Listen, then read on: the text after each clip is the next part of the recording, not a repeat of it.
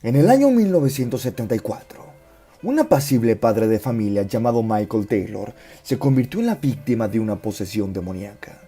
Cometió asesinato y dejó en shock a toda una nación. El apacible pueblo de Ossett, próximo a Yorkshire, en Inglaterra, no aparenta ser un lugar donde haya atracción hacia los crímenes violentos. Sin embargo, esta pequeña ciudad de tan solo 17,000 habitantes es justamente donde acontece nuestra historia. 1974, Michael Taylor, de 31 años de edad, su esposa Christine, sus 5 hijos y su perro se mudaron a Ossett. Los vecinos consideraban a esta familia una de las más numerosas y agradables del vecindario. Describían a Michael como un sujeto amable, de buen carácter, así como un excelente padre y esposo.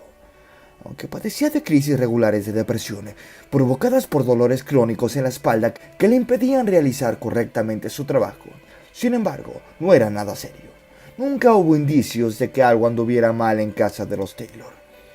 Aunque no se había una población muy cercana a la religión, con muchos de sus residentes acudiendo fielmente a la iglesia cada semana, los Taylor nunca mostraban mucha devoción. Solían ausentarse de los servicios religiosos que ofrecía la parroquia ubicada cerca de su casa. Quizás esta falta de interés llevó a Barbara Worthman, una de las amigas más cercanas de Michael, a introducirlo en un grupo llamado Sociedad Cristiana de Estudios. Bajo el liderazgo de Mary Robinson, una joven de apenas 21 años de edad, la sociedad ofrecía una religión bastante abierta y por encima de todo se identificaba como un grupo de estudios bíblicos. Michael mostró mucho interés inmediatamente por estas reuniones semanales y por frecuentar este grupo. Encantado con los discursos de Robinson, él también se dedicó a dar testimonios y a ofrecer conferencias. Rápidamente quedó en evidencia que Michael se había enamorado de la señorita Robinson. Los otros miembros notaron su comportamiento inapropiado e intentaron excluirlo, pero Michael siempre negó cualquier tipo de atracción. Era evidente que él pasaba mucho tiempo con Mary, y que Michael se convirtió en el favorito de la ministra Robinson. Los miembros del grupo también notaron el súbito cambio en la forma en que Mary dirigía el grupo. Recurría a algo que llamaba el poder de Dios, supuestamente para exorcizar a personas que hubieran pecado. Además, argumentaba que los pecadores debían ser liberados de manifestaciones diabólicas a través de rituales que ella misma y Michael habían ideado. Con admirable seguridad, Mary afirmaba tener la habilidad de ver pequeños duendes entrando y saliendo a las personas, escondiéndose dentro de su piel, intentando poseer a los individuos y atraerlos al mal. Mary y Michael estaban convencidos de que determinados rituales podían sacar a los duendes y expulsarlos al infierno. En el método que habían creado podían distinguirse artefactos y palabras de poder, elementos de magia ritual, algunas nociones de teosofía, incluso enseñanzas del gran ocultista y mago Aleister Crowley. Uno de los rituales debía hacerse exclusivamente durante la luna nueva, con una daga de hierro y una vasija en la que se recogería la sangre del exorcizado. En otro, se invocaban nombres de diversos ángeles para que expulsaran a los demonios. Este cambio tan radical de rumbo terminó incomodando a la mayoría de los miembros de la sociedad que terminaron abandonándola. Sin embargo, otros se mantuvieron fieles a las enseñanzas y Michael se quedó en un grupo que poco a poco pasó a ser un culto. Su esposa e hijos ya no asistían a estas reuniones, que fueron trasladadas al sótano de una casa particular y que ya no se hacían en el lugar que había cedido la diócesis. El comportamiento de Michael con su familia también cambió radicalmente. Se convirtió en un hombre completamente diferente, callado, nervioso y agresivo. Christine estaba convencida de que el grupo estaba ejerciendo algún tipo de influencia negativa sobre su marido, y en esa época descubrió que Michael había abandonado también su empleo para dedicarse a un nuevo emprendimiento: escribir, junto con Mary Robinson, un nuevo evangelio. El problema llegó al punto de que Michael abandonó la casa alegando que necesitaba hacer un retiro espiritual donde buscaría la iluminación. Enfadada por su comportamiento, Christine lo acusó de mantener una aventura con Mary.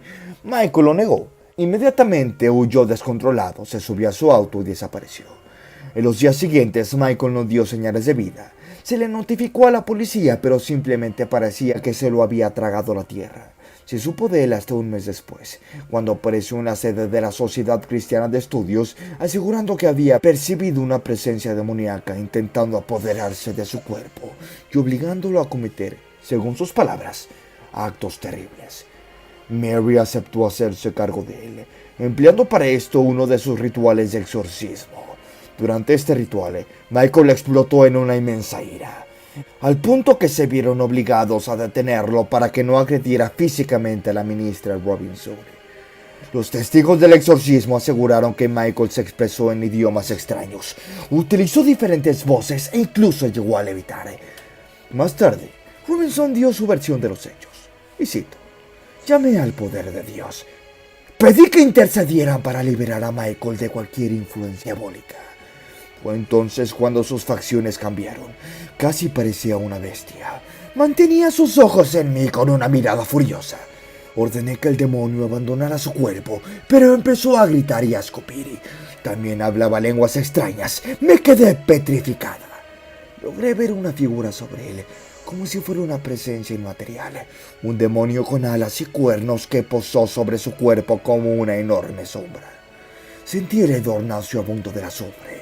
Pedí ayuda divina e imploré para que Jesús arrojara a la bestia del infierno. Solo entonces empezó a desaparecer y Michael se tranquilizó. Más tarde, Michael declaró no recordar nada de lo que había pasado. Los testigos confirmaron que estaba sumamente alterado, evidentemente fuera de sí, pero no pudieron observar ningún tipo de ente diabólico o sentir el olor a azufre. Pese a todo esto, Michael recibió el perdón de Mary y los amigos lo llevaron a su casa. La familia lo recibió con alivio, prometiendo que todo saldría bien de ahí en adelante. Pasó varios exámenes y parecía gozar de una excelente salud física. Pasaron 3 semanas sin el más mínimo inconveniente. Sin embargo, entonces empezó a dar señales de que algo andaba muy mal. Michael despertaba a gritos en la medianoche. Se alimentaba de carne cruda. Rompía los muebles de la casa, hablaba en idiomas desconocidos y se carcajeaba como un auténtico loco. La situación se volvía tan delicada que Christine envió a los niños a casa de sus amigos y solicitó a algunos vecinos que le ayudaran a atar a su esposo a la cama. Era por todo sabido que la cultura de Michael se arruinaba progresivamente y que podía ser un peligro si llegaba a quedar libre. Mary entró en contacto con varios sacerdotes afirmando que fuerzas demoníacas se habían apoderado del cuerpo de Michael y que su alma corría un grave peligro. El párroco local visitó la casa y quedó sorprendido con lo que vio allí. La atmósfera de la casa era helada. Adentro hacía 10 grados menos que en el exterior. Michael rechinaba los dientes, gritaba y hablaba en lenguas desconocidas, en arameo, según testigos que estuvieron en el lugar. Escupía, bafeaba y mordía a todo aquel que se le acercara. Lo mantenían atado a la cama con cuerdas que le lastimaban los brazos y tobillos, pero nadie se atrevía a acercársele.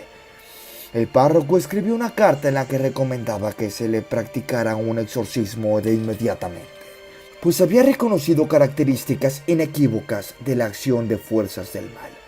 En general, una petición de esta naturaleza requiere un examen completo y de una verificación psiquiátrica, pero sorpresivamente, el obispo de Yorkshire otorgó el permiso para llevar a cabo el exorcismo de inmediatamente. 2 religiosos, el ministro Peter Vince y el reverendo Raymond Smith, fueron solicitados para ejecutar el exorcismo. El ritual inició la medianoche del 5 de octubre de 1974 en la iglesia de St. Témesis, donde se encontraba Michael después de que lo trasladaran bajo efectos de sedantes. Aquella noche, los 2 sacerdotes serían puestos a prueba como nunca antes. Apenas arrancó el exorcismo, Michael sufrió una serie de convulsiones incontenibles y desplantes en los que mordía, escupía y arañaba. Lo ataron a un pesado banco de madera y lo inmovilizaron con cuerdas. Durante 8 horas, Michael, o quien sea que haya estado dentro de su cuerpo, recibió oraciones. Fue rociado con agua bendita y fue obligado a renunciar al cuerpo que pretendía quedarse. El reverendo Smith afirmó que más de 40 demonios habitaban al mismo tiempo el cuerpo de Michael, entre ellos entes que promovían incesto, bestialidad, blasfemia, lujuria, herejía, masoquismo y conocimiento carnal. Estos supuestos seres se jactaban de haberse instalado en Michael y a obligarlo a hacer cosas horribles en el periodo en que se había ausentado. A la mañana siguiente, los sacerdotes totalmente agotados se retiraron a descansar, pero Michael permaneció atado. Decidieron dar continuidad al ritual por la tarde, pues algunas entidades todavía permanecían en el cuerpo del hombre. Los sacerdotes creían que la posesión estaba vinculada con los rituales de ocultismo y estudios sobre brujería que habían hecho en la sociedad, que esto le abrió las puertas al mal para que entraran a su cuerpo. Christine visitó la iglesia durante el exorcismo y quedó impactada por lo que vio. No reconocía a su esposo. Durante el ritual, uno de los demonios que hablaba a través de Michael contó que él los había invocado y que por eso tenían derecho a quedarse allí el tiempo que ellos quisieran. También proclamó que antes de irse matarían a una persona y la llevarían al infierno. Agotados física y mentalmente, los sacerdotes se retiraron nuevamente a la sacristía a descansar, mientras una enfermera suministró tranquilizantes a Michael para que durmiera.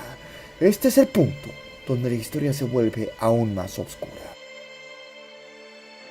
Lo que sea que haya afligido a Michael, un ejército de demonios o una enorme enfermedad mental, lo había dotado de una fuerza descomunal. Alrededor de las 10 de la mañana, apenas 2 horas después de que los sacerdotes se habían ido a descansar, Michael logró zafarse de las ataduras y huyó de la iglesia sin que nadie se diera cuenta. Se escabulló por el vecindario y fue directo a casa, donde encontró a su esposa dormida en la habitación matrimonial.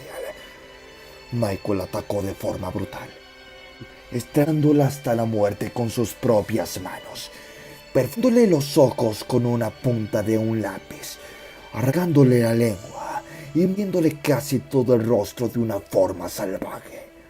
Cuando terminó, Michael se fue contra el perro y lo trozó miembro por miembro. A continuación, salió desnudo de su casa, cubierto de sangre de pies a cabeza, vagando sin destino y gritando: «¡Esta es la sangre de Satanás!». Los aterrorizados vecinos solicitaron a la policía y una patrulla rápidamente llegó al lugar. 3 de ellos, 3 policías armados, con macanas y armas, lograron dominar a Michael, que todavía tenía fuerzas para resistirse e intentar escapar. Dentro de la casa encontraron el cuerpo muerto de Christine, con un charco de sangre. Pese a todo este horror de aquel día, la tragedia pudo haber sido mucho peor, ya que los hijos de Michael tenían previsto regresar por la mañana. Sin embargo, gracias a la gripe que le dio a uno de estos, ellos volvieron más tarde a su hogar. Aquel crimen tan sangriento y la historia de exorcismo, asesinato y locura hicieron añicos la tranquilidad que se respiraba en Osset. Provocaron un frenesí en la prensa británica. Michael fue enviado a un manicomio y medicado con dosis masivas de drogas fuertes. La diócesis de Osset fue acusada de negligencia por no informar la existencia de una persona con una profunda perturbación mental. A Michael lo diagnosticaron con un cuadro de esquizofrenia y psicosis. Mientras toda la nación batía los hechos, la opinión pública se dividía entre aquellos que creían en la posesión demoníaca y los que creían que el problema era mental. Las críticas también le llovieron a la diócesis de Osset y los responsables directos del exorcismo, el párroco y el ministro. El fiscal convocó a psiquiatras que afirmaron categóricamente que el ritual había alimentado las fantasías y las creencias transgiversadas de Michael. En palabras del fiscal, fue como intentar apagar un incendio con gasolina. Al final, concluyendo que era un enfermo mental, Michael fue declarado inocente e incapaz de cumplir una condena en una prisión común. Lo enviaron al hospital de Broadmoor para criminales dementes.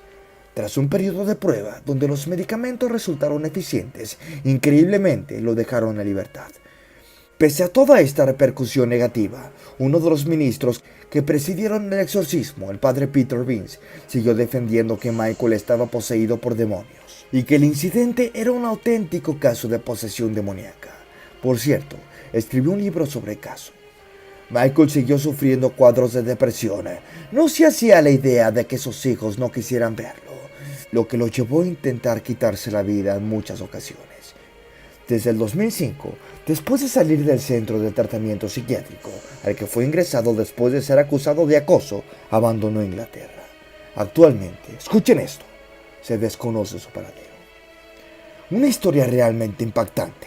Cómo un hombre aparentemente sano puede llegar a causar un daño irreversible a toda su familia y a una sociedad. ¿Cuál es su opinión, amigos y amigas? ¿Creen que realmente fue un caso de posesión demoníaca? ¿O creen que esto fue debido a un brote psicótico de este imperdonable hombre llamado Michael Taylor? No duden en dejar en la caja de comentarios su opinión, que nos interesaría mucho conocerlo. Aquí es su amigo Pepponstein reportándose. Un saludo.